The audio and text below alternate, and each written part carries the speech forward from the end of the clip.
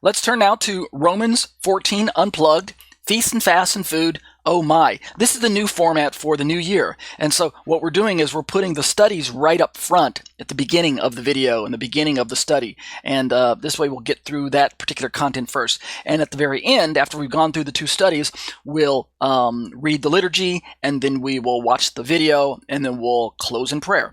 So Romans 14, Unplugged. This is a study that is available on my website at tatesaytorah.com, and we're working our way down through some of the topics here. We're currently in this bullet point right here, which covers Romans 14, verses 10 through 13. Who is the brother?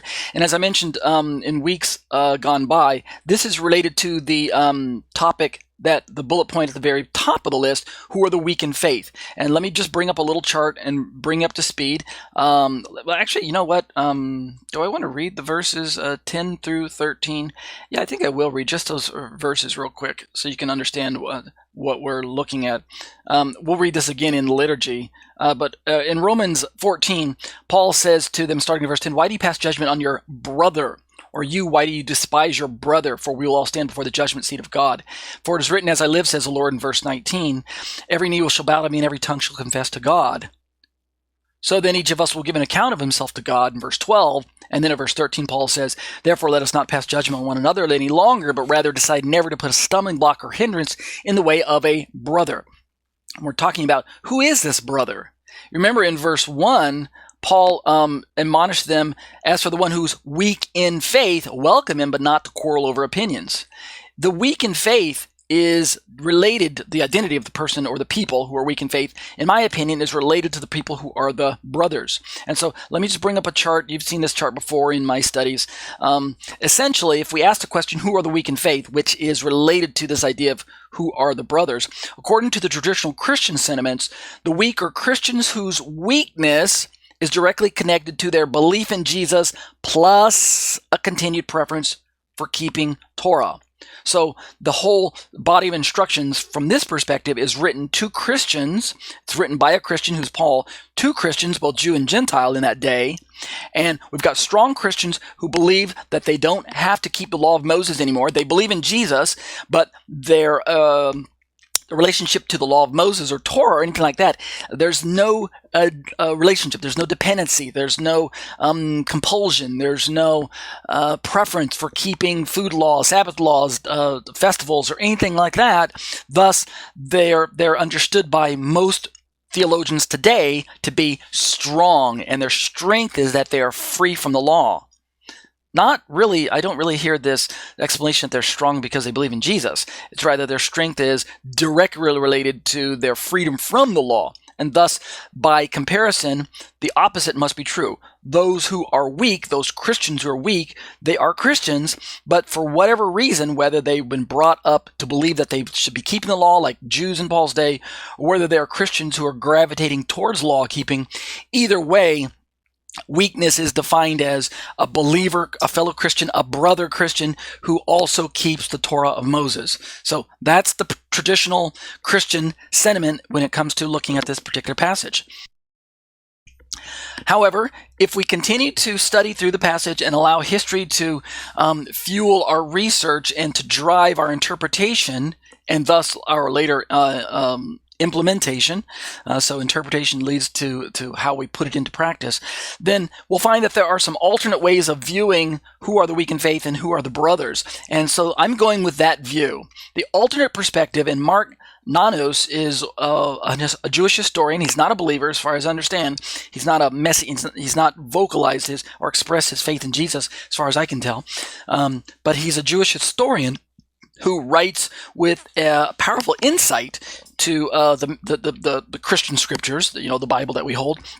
And his perspective, if you can see on my page here, is that the weak, I'm paraphrasing all of this, we're going to develop, we have been and will continue to develop the way this works itself out in this study, but I'm giving you kind of like the bullet point, the quick, the flash, the flashcard version, the bullets up here up front, the overview, so you can kind of follow along a little better. Also functions as a summary. The weak in faith, according to Mark Nanos, the weak in faith are non-hostile, non-Christian Jews whose weakness, so to say, is directly connected to their, as of yet, inability to believe in Jesus as Messiah. So they're not weak because they believe in God and believe in Jesus and reject Torah. Their weakness is not directly connected to their relationship to the law of Moses. Instead, Mark Nanos says their weakness is recognized by Paul as a faith that has not yet fully been actualized. It's like a germ. It's a seed of faith, meaning it starts with faith in God. It's expressed as loyalty to Torah, right? Just like most religious Jews would express a loyalty to Torah, but they're still in decision mode. They're reading through their scriptures, they're praying, they're trusting that the scriptures are reliable, and they have a faith in a Messiah who will be revealed to Israel, but they haven't yet fully decided that Jesus is this one Messiah yet. And so we could say they're open to this prospect. And where would they find a dialogue? Well, we're going to read about this tonight. These unbelieving Jews, these non-Christian Jews, I've refrained from always calling them unbelieving because that's kind of Christian lingo as well. When we say unbelieving, we Christians typically mean unbelieving as in do not believe in Jesus. And there are places in the New Testament where the context is what that means. But overall, it's slightly misleading when we say unbelieving because they do believe in God. It's just that from God's perspective, their faith has not yet been fully brought to maturity. It's not been actualized when it comes to faith in Messiah. It's still more or less in their head. From God's perspective, it's not a heart knowledge of Him so much as it needs to be. So we're going to develop this concept. I know for many of you listening to my commentary, this is a tough pill to swallow. You're thinking there's no way that the weak in faith could be unbelieving Jews. I mean, obviously Paul was writing to Christians. Obviously the letter was being circulated among church groups. And so why would Paul even consider that perspective? Just stick with me for a little bit and consider the biblical resources, the biblical data that supports the view that I'm trying to put forth, and the impact that it's going to have on us as church groups today, Messianic groups. Am I saying that we can make a one-to-one correlation between non-Christian Jews of Paul's day and non-Christian Jews of today's rabbinic Jews, Orthodox Jews? I'm not ready to make that correlation just yet one-to-one. For instance, in Paul's day, the faith community that we're going to look at here in a moment was different in so many ways than what we would call the faith community today. The church and the synagogue are on different sides of the street today, theologically, socially. There's just so many differences between today's Judaisms and today's Christianities. But in Paul's day, there were less differences between those two groups, what we would call the Judaisms and the Christianities. In many ways, they were still joined together, subgroups of one another, et cetera, et cetera. So we're going to work this out. So let's turn now to Tim Hegg, who put together a resource, a book known as The Letter Writer. I think I'll flash a little picture of that on the screen and a way for you to see where you can get this from his website at torahresource.com. It's available for purchase. You can also purchase a electronic version of it, which I'm using right now. I've got the hard copy sitting on my bookshelf. But let's take a look at chapter 3. He has a chapter where he talks about Paul's faith community. And we looked at this last week or 2 weeks ago. We'll probably finish looking at this section. We're only reading like a short page out of this book. You can see on my screen, and I've got this paragraph highlighted, and the question is, if Paul did not go to church as we know it today, what did his faith community look like? What activities characterized the body of believers of which Paul was a member? That was the question that we posed that Tim Hegg is bringing to us. And as we go backwards in time using history to be our guide, as we read through our Bible, then we can begin to see that the position that Mark Nanos is championing about how that Paul was actually more interconnected to unbelieving Jews than we would give him credit for today, and that his letter could entirely have been within reading from some people in synagogue, unbelieving synagogue perspectives. Let's just look at that, all right? I don't want to get ahead of myself. So Tim Hegg he's going to talk about, I think, 3 reasons why we need to rethink the way we view Paul when it comes to who was Paul connected to by way of faith community, and who would the communities have been comprised of, and how could they have been interacting with his letters and things like that. What was going on in the mind of Paul when he writes his letters? Who does he expect is going to be reading it, and things like that. So we looked at this again either last week or the week prior to that. The first reason is that Paul didn't consider the synagogue his opponent. So we don't have to look at that again. And Tim Hegg talked about that. We read down through that, and now we're ready to start reading this second reason right here. Give me a second. I don't want to highlight that just yet. There we go. The second reason that Tim Hegg says why we need to rethink the way we view Paul's community and why it's important. Secondly, the synagogue of Paul's day consisted of both Jew and Gentile, since it was the only place of worship along with the temple in Jerusalem of the one true God. Right? These are things that we have to stop and remind ourselves again as 21st century Christians, because when we too often, and I'm guilty of this myself, so don't think I'm picking on everyone else out there like I've got all the answers and you guys are just idiots. That's not the way I'm trying to spin my teaching. I also have to constantly remind myself when I'm reading through my Bible of when I'm reading through passages, especially through Paul's writings, this is entirely important, is that what was the social community like in Paul's day? Who would have been receiving his letters? Who would have been reading them? How would they have been impacted? And how would they have been implementing his instructions?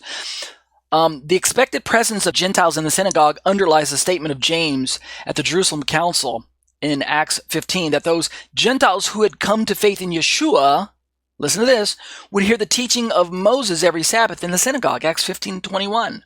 How could they hear the teaching of Moses if they weren't in contact with synagogue groups of their day? Again, unlike today, contrastingly, most 21st century Christians are most definitely not going to be hearing Moses taught every Sabbath day in the synagogue. There's just too many problems with that statement. Number one, most of church and Christianity doesn't have any interest in following after the teaching of Moses anyway. We've inherited a tradition where the law of Moses has been set aside and the law of Christ has been elevated. That's one problem that prevents us from imitating what the Acts 15 Gentiles would have been doing. Number two, we have different worship days. Most of Christianity has chosen to embrace Sunday as our worship day instead of Seventh-day Sabbath. And then number three, most 21st century Christians are not attending synagogue. We're attending our other places of worship, churches or home groups, Bible studies, whatnot. So it's not the synagogue that is our primary place of worship. So that's going to separate first century Gentile Christians from 21st century Christians when it comes to the way we understand these passages right away. Tim Hegg continues, moreover, Luke in the book of Acts regularly links the Gentiles with the synagogue. You have to remember that when you're reading through Paul's writings, that the book of Acts is this historical narrative that describes Paul going from place to place to place on his missionary journeys, moving in and amongst various believing communities that he's either founding or that he's visiting or that he's writing to in advance, like the book of Romans and things like that, the letter to Romans. And so what you want to do is remind yourself that the events that took place in the book of Acts overlap with the time frames of the Pauline epistles. In other words, you read through Romans and you have to remember that he's writing this letter to the Romans, to the people in Rome, but he is still interacting with people in the synagogues if you read through the book of Acts. So let's look at this for a second. Let's jump through the book of Acts and look at a few passages. This first passage out of Acts 13:43. Now, when the meeting of the synagogue had broken up, notice they're in the synagogue or in a synagogue. And when we say synagogue, you also have to remember that the Greek word synagoge is not always a reference to so much a place as it's a reference to a group of people who are just simply gathered together for a common purpose, such as to study Torah or fellowship or pray or something to that effect. So don't think in your mind that it's always just a place like a building. The synagogue doesn't always refer to the building, although it can refer to a building and things like that. But when the meeting of the synagogue had broken up, many of the Jews and the God-fearing proselytes, that's the Gentiles there who were interested in the God of Israel, the people of Israel, the scriptures of Israel, the promises of Israel, the covenants of Israel, but they had not undergone, or in this case, some of them had undergone conversion, but some of them had not. God-fearing proselytes, right? I think both of them are in view there. They followed Paul and Barnabas, who speaking to them were urging them to continue in the grace of God. The only reason for bringing this passage up, again, is that we're saying that non-Jews, i.e. either Gentile God-fearers who had not undergone conversion, thus their legal status among the Jewish community was still Gentile, or proselytes who had undergone conversion, ritual conversion, rabbinic conversion from their ethnic status or social status of being considered as a Gentile into this social status, religious status, ethnic status, whatever you want to call it, of being Jewish, counted among the Jews in the communities. So either way you look at it, they started out as Gentiles. That's the point of bringing up this passage. Let's look at the next one, Acts 14:1. And it came about that in Iconium they entered the synagogue of the Jews together and spoke in such a manner that a great multitude believed, both of Jews and Greeks. When it says Greeks there, it's trying to let you know that these were non-Jewish, socially recognized or ethnically recognized people that were nevertheless coming together in a synagogue. So the point in bringing up these passages, Tim Hegg is doing, is simply to demonstrate that Gentiles were present in the synagogue settings of the first century more so often than today we might see them. Indeed, if you as a Christian wander into your average synagogue today, if the 21st century, modern times, more than likely, you're going to encounter a majority of people who identify as Jews. Whether or not they were born Jewish or converted to Judaism is a moot point, because from a religious perspective, conversion turns you into a Jew just the same as if you were born Jewish. So it's not a point that needs to be brought up. The point that does need to be brought up is that they're identifying as Jews. Yet you, your average Gentile Christian who is not identifying as Jewish, are going to feel like the outsider. Not just theologically because of what they believe in, but just from the socio-religious perspective when it comes to identifying with this particular religious group, from an ethnic perspective, from a heritage perspective, etc., etc. So let's keep reading. Acts 17:17. Tim Hegg brings up this verse. So he was speaking of Paul. He was reasoning in the synagogue with the Jews and the God-fearing Gentiles, and in the marketplace every day with those who happened to be present. This gives us the background behind understanding his letters, particularly the letter to the book of Rome, to the congregation at Rome.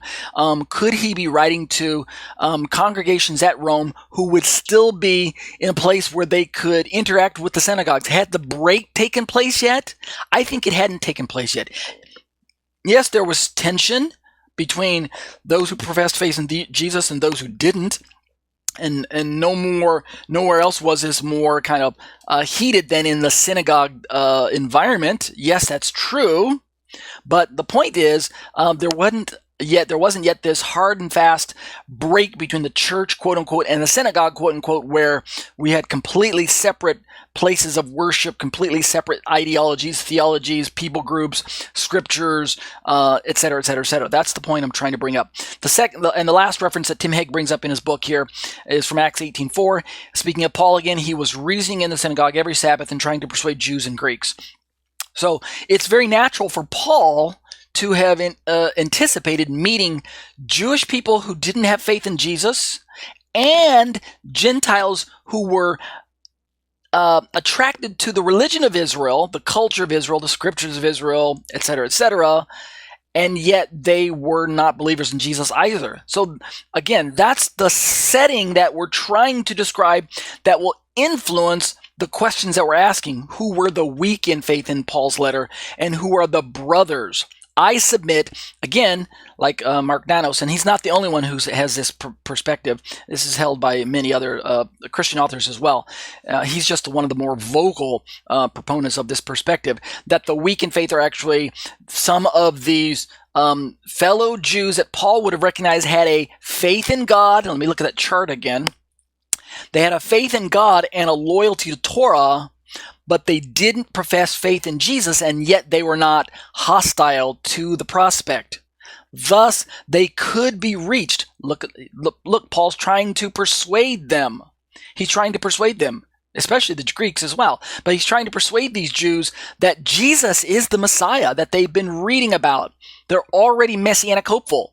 Therefore, they're in a position where the Holy Spirit can bring them into the light if they would be in a place where they can continue to be open to that. And so Paul is banking on that. His prayer is that Israel would receive their Messiah, right? Go back and read Romans chapter 9, 10, and 11 all over again. He doesn't want to turn away from Israel. He doesn't want to give up on the synagogue just yet. His heart's desire is that they would be brought into this relationship with Yeshua. So let's keep reading Tim Hegg. We're going to finish this tonight, by the way. Tim Hegg continues. We likewise find Cornelius, right, remember him, Acts chapter 10, to be vitally connected to the Jewish community himself, a man of prayer and a Gentile worshiper of God. Cornelius is a great character to highlight. Cornelius was not a Christian when we first encounter him in Acts chapter 10. Wouldn't you agree? He's not a Christian, and yet he's not a Jew either. What is he? The Bible calls him a God-fearer. This is a technical term that the Jewish people had given to Gentiles who were abandoning paganism and yet had not embraced Jewish proselytism, right? They hadn't gone the full swing and become Jewish proselytes. For whatever reasons, they had these Gentile God-fearers had their reasons, like Cornelius. But nevertheless, from a theological perspective, they were interested in the God of Israel, and they were interested in the laws of Israel, right? The scriptures of Israel and his commandments and things like that. So for this reason, they were spoken of as very positively in the Jewish communities. So let's keep reading. So Cornelius is this God-fearer, Acts chapter 10, 1 and 2. In a similar manner, a centurion whose daughter Yeshua heals is noted as giving the finances for the buildings of a synagogue structure in Capernaum. Read Luke 7, 1 through 5.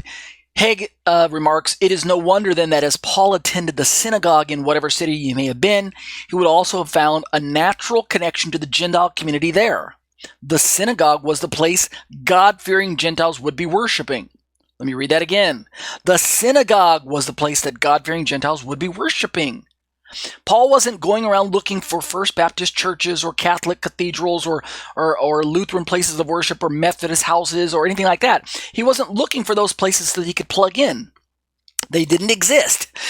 He would naturally go to the synagogues where the Gentile God-fearers would have been gathering, and then he also would have made use of the home groups that were springing up here and there of brothers who could not attend synagogue, or maybe there wasn't one available to them or chose not to, who had already decided to gather together in their home places of home worship. We already know there were these types of fellowships that were cropping up here and there as a result of the gospel spreading around the world at the time, and at least in Paul's day, in Paul's part of the world. And so he's going to visit those places as well. But we sometimes discount the idea that he's going to keep going to the synagogues. In our mind, we read through the books that he wrote, the letters that he wrote, and we start to think, oh, of course he's just writing these letters to those small church groups or the home churches. He's not really writing to the synagogues. He doesn't care about them anymore. He's not connected to those Jews or Gentiles who are worshiping God anymore. Wrong. He is still connected to them. That he still considers them part of his faith community, albeit from a broader perspective. Let me keep reading Tim Hegg here. The synagogue was the place of God-fearing Gentiles would be worshiping. That's where they would be worshiping. And surely these Gentiles who worship Israel's God would be his best introduction to the larger Gentile population in the city. Remember, from a evangelical perspective, Paul's going to reach out to unbelieving Jews and unbelieving Gentiles, and the synagogue was the perfect place to reach both of those social groups with the gospel. Not that he would really expect that his letters would have any traction there and would even be authoritative. I understand that. Don't get me wrong. I don't think Paul's writing his letter to Romans thinking, they're going to read my letter in the synagogue and they're just going to automatically believe that Jesus is the Messiah. No, he probably didn't have that expectation in mind.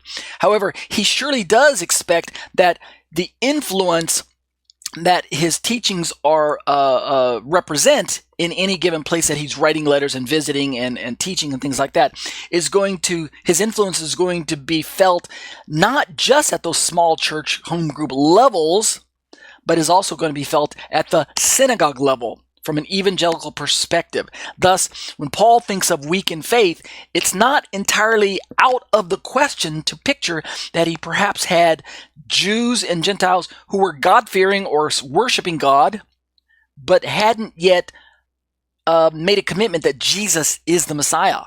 Their faith is present, but it hasn't come to the fullness yet. Let's keep reading Tim Hegg.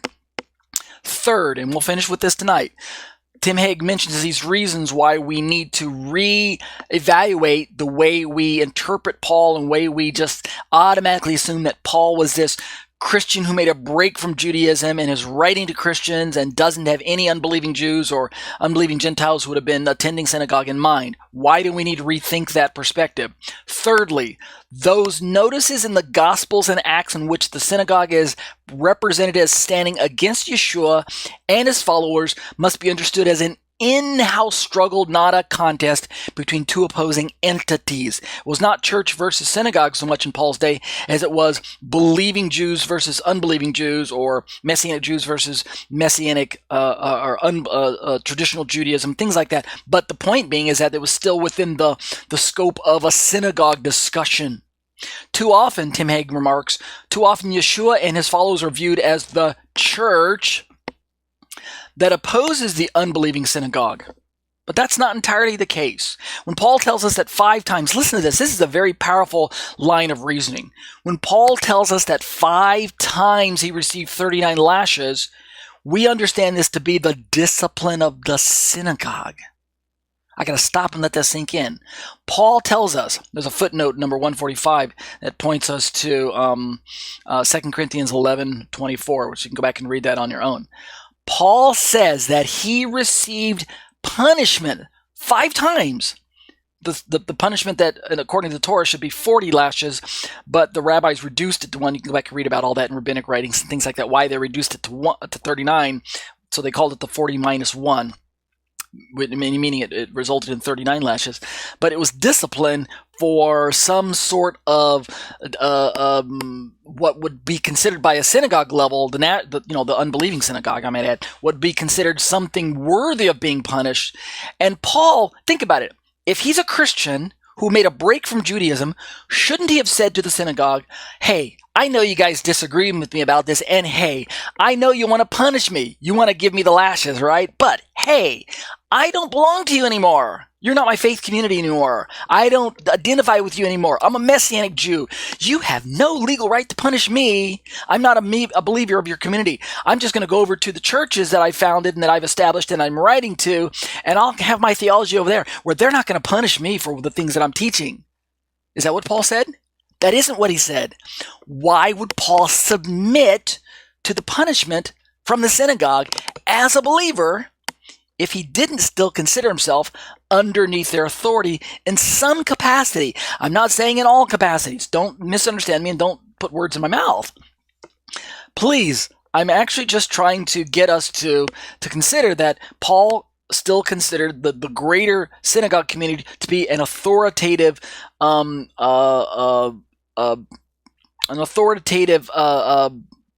ingredient. I'm lost for words here.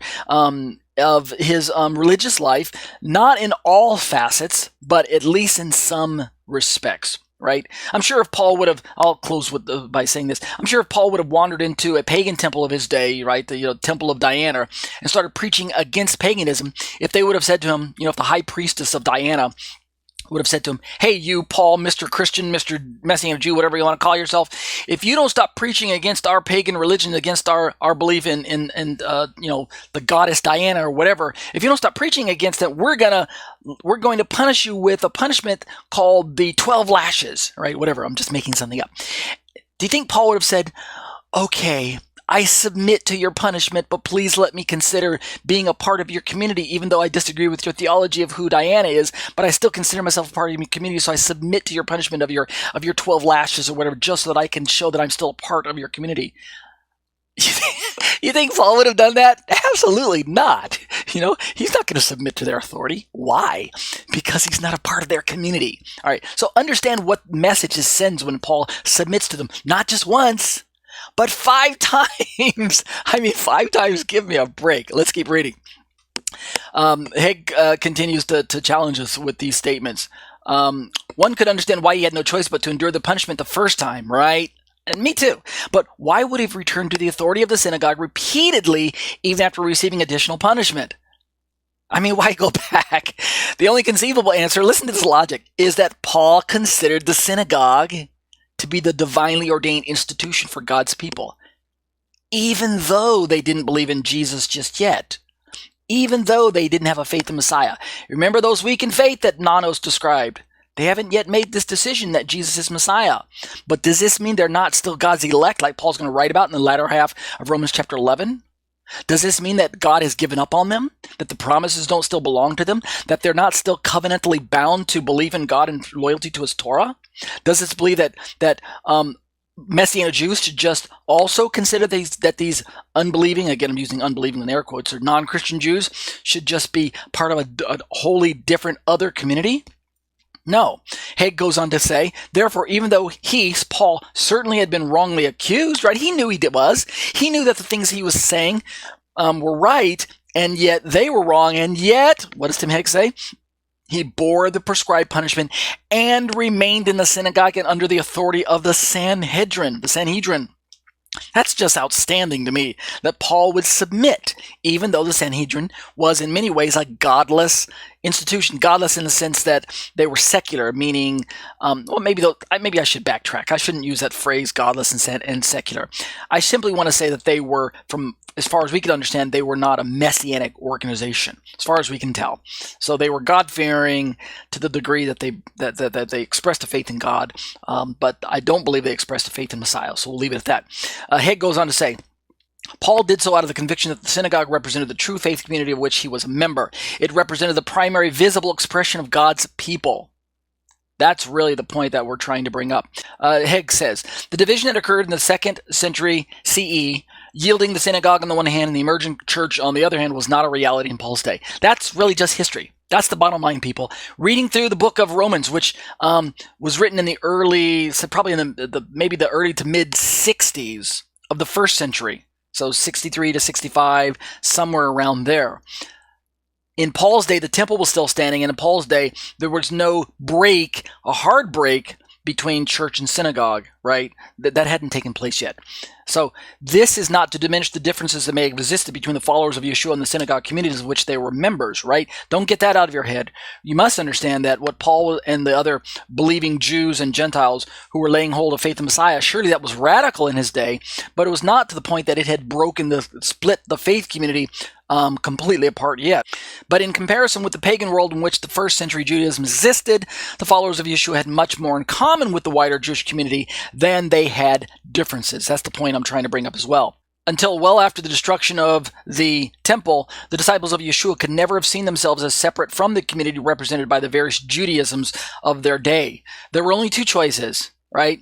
We talked about this a few weeks ago. Paganism or Judaism. Those were the 2 choices. The third choice, called Christianity, didn't exist until later. Thus, the synagogue/temple, with all of its infighting, was still the place where God's people met, worshipped, prayed together, and lived out their life of faith. And I think I'll stop here and read this final paragraph next week because it's like a conclusion.